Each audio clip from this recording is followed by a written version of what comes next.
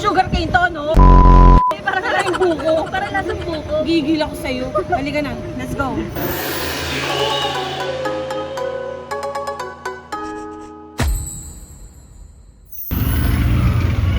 This is the day that the Lord has made. We will rejoice and be glad in it. Welcome, welcome sa part 2 ng Tikim Squad. But this time, wala ang mga office mates since weekend ngayon. Kasama ko ang mahal kong pamilya. Pero nahihiya sila. Dahil ako'y nahihiya din. Good news sa mga mahihiyain. Kaya nyo rin ito. Obviously, nandito tayo. Imbis na nandun tayo sa harapan ng Binondo Church, nandito tayo sa gilid ng Binondo Church. Ayan. So ito ay good starting point and meeting place sa mga mag-Binondo food trip katulad namin. Gutom ka na? Cruising na!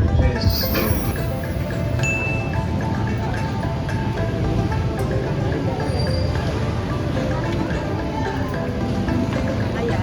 Ito kami sa pinakagulo ng pila ng Dongbei. First stop, Dongbei Dumplings. Isang pamilya mula sa Dongbei, Northeast China. Nagbukas ng maliit na negosyo. For 20 years na nilang ginagawa. Oops, may sasakyan. Gabi. Take out lang ang Dongbei. Haba ang pila. So, bibili lang tayo ng dumplings sa kananan. Sure lang.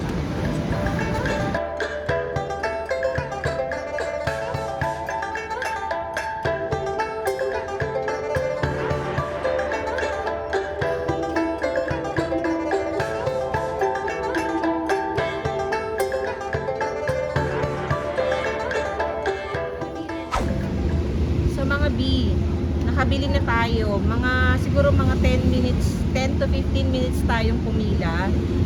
Maiksi pa yung pila nang dumating tayo. Take out lang pala siya, so wala siyang kainan. Dito na lang sa labas, titikman natin ito yung best seller nila, yung kuchay and pork dumplings. So parang very light lang yung cover nila. Malaman natin yung loob, no? Try natin to. So 20 years na nilang ginagawa to. Hindi maaalis ang Dongbei dumplings sa mga list ng mga Binondo food trip. So, tikman natin. Try muna natin walang sauce. Muusok pa siya. Malamang magkakasingaw ako nito.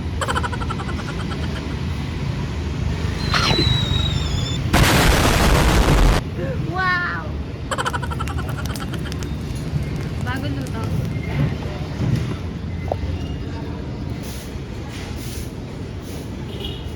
Yan. Ang init eh. Kapasok ang bibig ko. Masarap siya. Very straightforward. Lasang kutsay. Ewan ko, ano ba yung kutsay? Juicy. Juicy yung loob niya. Ano siya? Masasabing authentic Binondo local yung kutsay dumplings. So, no wonder kung bakit mahaba ang pila niya.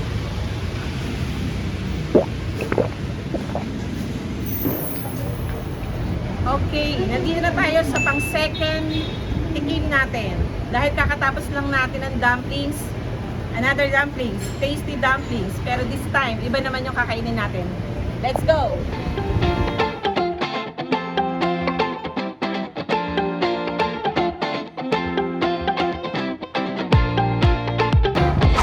Mga bean, tignan natin kung saan naabot ang ating 3,000 para sa ating Tikim Squad. Excited na akong tikman ang isa sa mga special ng tasty dumplings, hongma, pork hongma. Yan, umorder tayo ng dalawang pares. Ito yung pinaka homemade silver roll nila. Parang small loaf of bread na bagong gawa, mainit siya. So perfect pair yung dalawa. So tikman natin. So ganito siya kainin mga beef. So ito, yung pork nila, sobrang malambot lang na may mga sabaw. Ayan, ganyan. Tapos, partner ko yung tinapay. Wow, malambot, mainit. Wait ha. Kunin natin yung tinapay. Paano siya kainin. So ganito siya kinakain. Pwede ganyan. Tikman muna natin. Unang bite, unang tikim. Wala pang pork. Wait lang. Tikman natin. Eh? Kasama yun ah. Sorry. Ikaw lang po, excited. Excited sa unang tikim.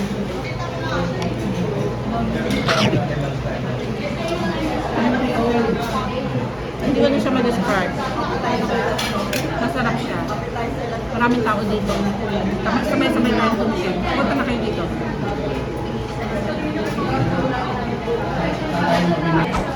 Itong Manila dito, itong mga slice ng pork, maninipis ng liwa. So, para siyang, kahit matamis, para siyang asado, kaya lang kaibahan. Masabaw siya. Tapos, ito, may mga dahon. Siya. Tinanong ko si ate kung ano ito. Mustasa daw siya. Bibigay siya ng kakaibang lasa. Parang inalasahan din ako star anise, gano'n. So parang matamis. Para rin siyang very straightforward lang siya. Yung kanyang masarap siyang i-partner dito sa talagang perfect pair dito sa kanilang silver roll bread na homemade ito. Sineserve nila na bagong luto. Kaya saan siya. Tara, kainin natin ang kainin ito. So, pwede rin kung matakapay sa kanin guys. Yung mga beef, tulad ng katabi ko. Pwede rin siya sa rice.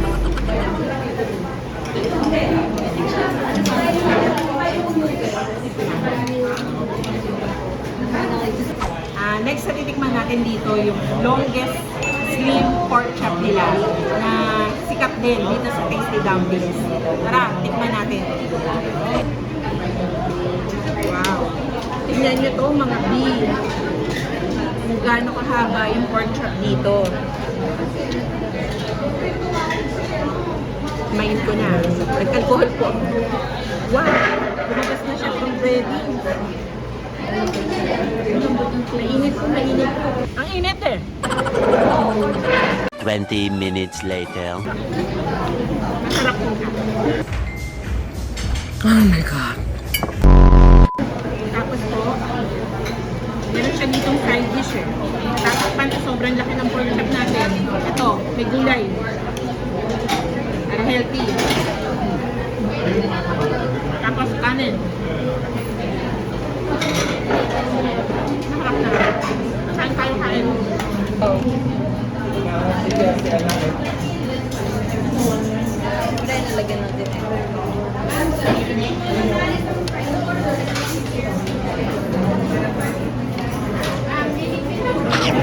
Dala lang mga natin.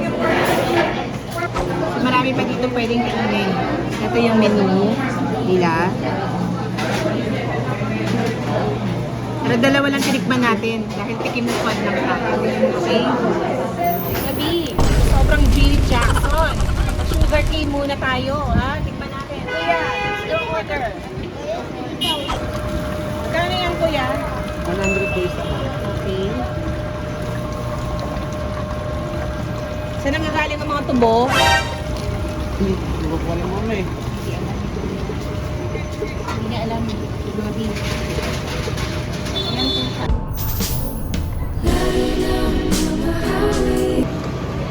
Dati old school, kinakagat lang yan eh. Pinamata-mata lang yan.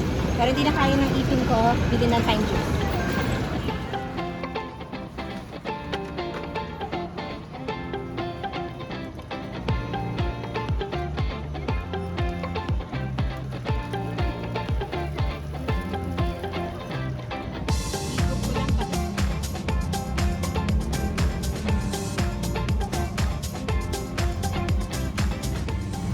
Kunan mo si Kuya. Shout out dyan. Ano pangalan ni Kuya?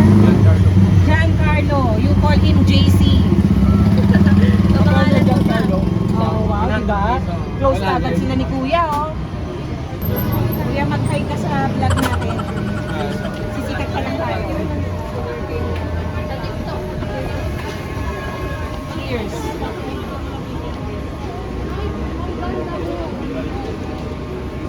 Crab. Tamis, sugar cane eh. Thank you. Let's go! Parang may pagkabuko.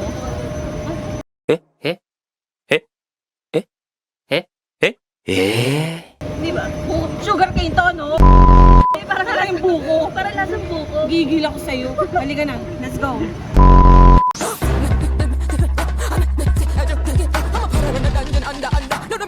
Mga B, since pang-third stop natin ng Cafe Mezzanine, doon siya, yung Volunteer Farmers Coffee Shop. Mahaba ang pila. Unahin muna natin yung mga changkoy. So mga bees, sobrang daming tao dito. Unahin muna natin pumunta sa Bitin Grocery para makabili tayo ng mga anik-anik.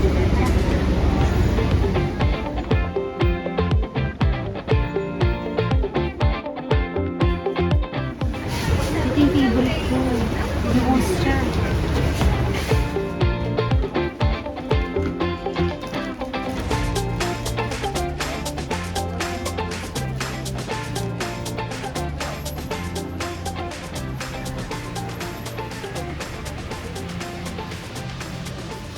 So, meron din sila dito, per kilo. Pero hindi naman kinakailangan isang kilo. Dahil din mga guhit-guhit lang. 100 grams. Yeah, by grams. Kuya, Tama di si ba pwede Kuya. tikman? And pwede rin tikman tayo sa mga bilihan ng mga, ang tawag dito, mga Chinese dessert. Dessert ba siya? Preserve. Sorry. Chinese preserve. So, tutulungan tayo ni Kuya. Ano pa mabili dito, Kuya? Ito po, sweet and sour yum. Yan. Natikman na namin to. Champoy, bikyam. Champoy, kikiam. Yan. Bikyam. Yes. Pwede ba tayong tumikim, Kuya? Pwede po. Bago tayo bumili ng mga per gram? Pwede po. So, doon muna tayo sa, meron din sila mga floss. Diba? Yung mga nilalagay sa mga tinapay. So, Kuya, ano mo yung kakaiba dito? Kuya, natikman ko na yan. Paborito ko yan. Yung kakaiba. Blueberry. Pwede ba tikman ko, Kuya? Ano pangalan mo, Kuya? Jason. Jason. So, kanina si Juan Carlo. Diba? Si Juan Carlo. Ma-J tayo ngayon. Ngayon si Jason. Tikman natin. Hong Kong Preserved Blueberry. Mahal 600 per kilo Tikman natin.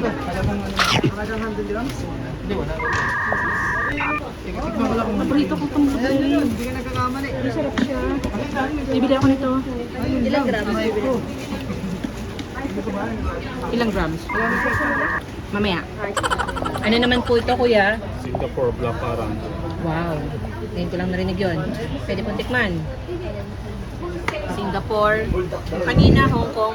Ngayon, nandito na tayo sa Singapore. Ang bilis nating lumipad, di ba? Mga bi. Alam mo ito talaga. Ma'am. Sige po. Magkano ba ito, Kuya?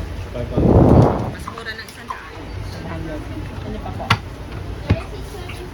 Milk plum. Hong Kong Milk Plum. Wala kaya. Pagpagalitan ako. Kaya medyo maputi-puti. Para may milk talaga. Mga B. Another plum, pero ang tawag ay milk plum. Mahal din. 600 per kilo. Wow! Sarap! Kakaiba. So, marami tayong matatry dito. Iba-iba. Punta lang ulit kayo sa Binaw. Bibili lang tayo ng 100 grams. Nagustuhan ko yung pinatry sa atin ni Kuya. Itong Hong Kong Preserved Blueberry at saka Hong Kong Milk Plum. So, seedless din yan. Diba, Kuya? Salamat. Magkano po lahat yan? Anong boy? 120. Okay. Mga B, puntahan naman natin yung mga kinalakihan ng mga nanay at tatay natin, tito at tita. At dahil isa na rin akong nanay, pupunta tayo sa mga fresh lumpia. Tara!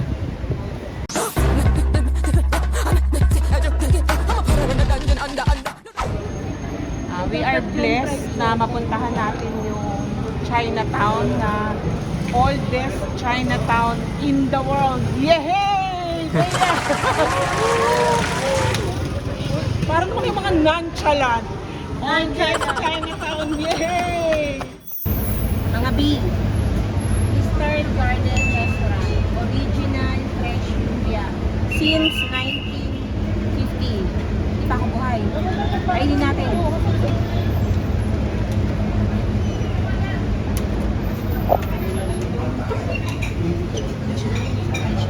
Paano siya ginagawa? Ayan si ate. Ang galing gumawa ng lumpia. Ate, say hi. Ate, ibablog kita. Sikat tayo, ate. Sisika tayo. Yes. Kasama tayo mga. Opo, babalikan kita, ate.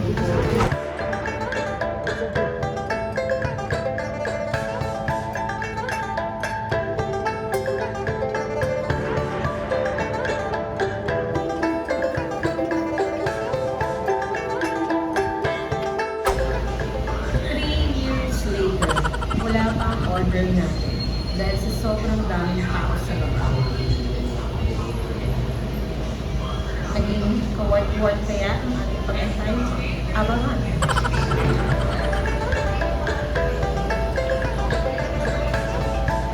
Tingnan muna ang ingredients.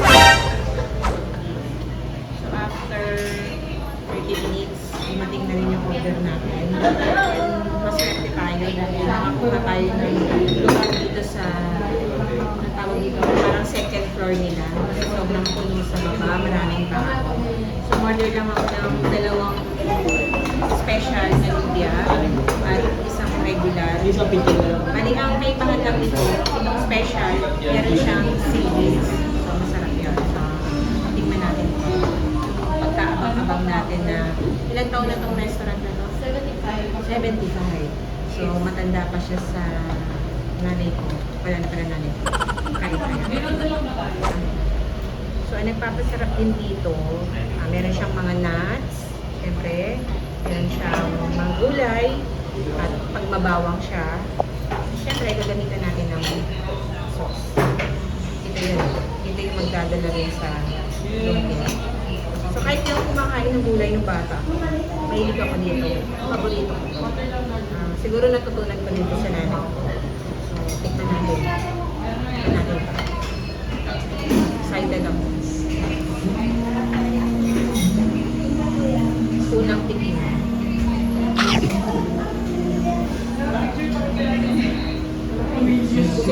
Mamaya na ng vlog.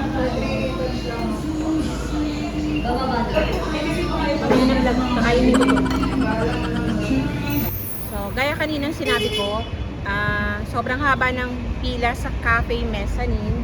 Pupuntahan na lang natin yung, so na iba yung itinerary natin. Pupuntahan na lang natin yung sikat sa kabataan, shoutout sa kabataan, Bistro. Tara!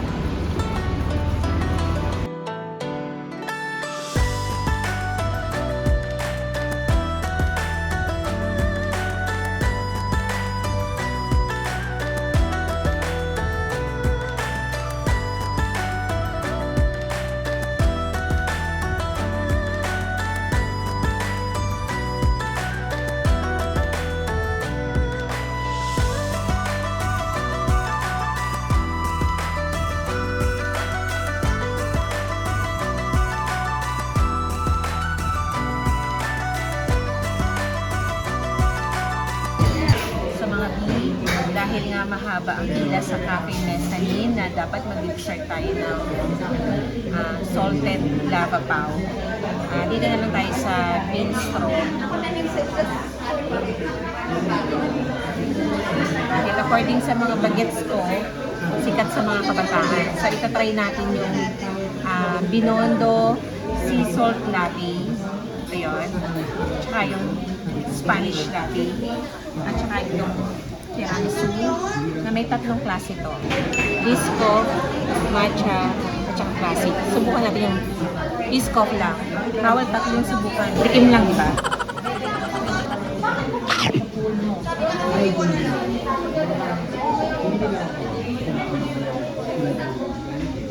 Sakto lang yung tamis. Hindi siya sobrang tamis. So, pwede pa. Sa mga nagpipre-diabetic, okay pa to. Wait, ito pa. May in-order pa tayo. Mango sticky rice. So, hindi mo na kinakailangan pumunta ng Thailand. Dito lang sa Bistro meron na.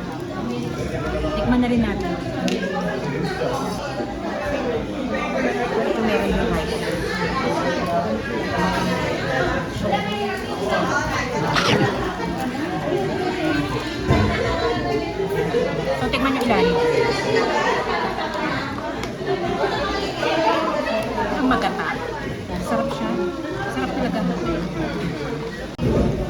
natin tong sea salt gas. Okay siya.